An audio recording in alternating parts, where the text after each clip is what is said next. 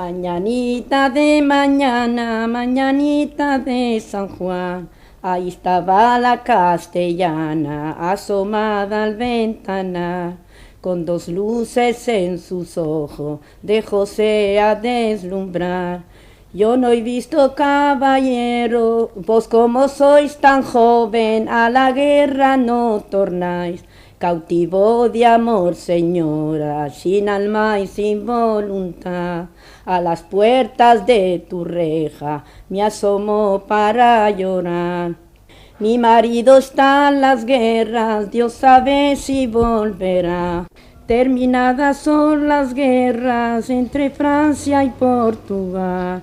Vino Don Muñoz una noche por aquella soledad.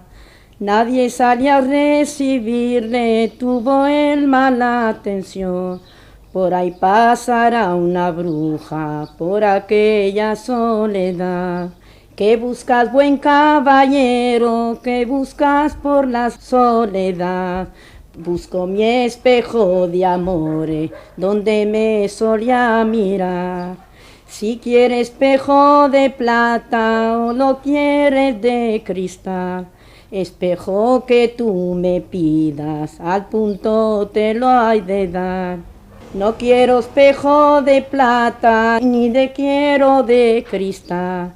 Lo que quiero es a mi esposa, que es mi espejo natural.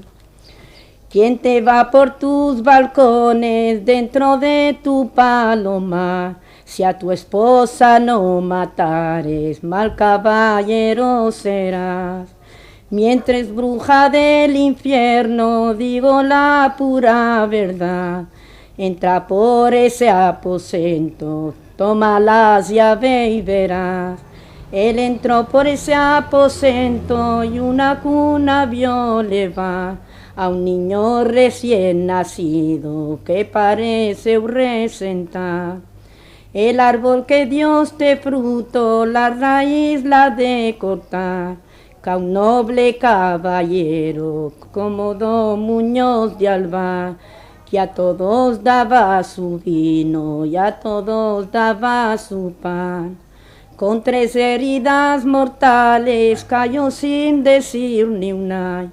Su mujer murió a las 11, a las 12 su galán. Al niño le prohijaron unos parientes de Alvar.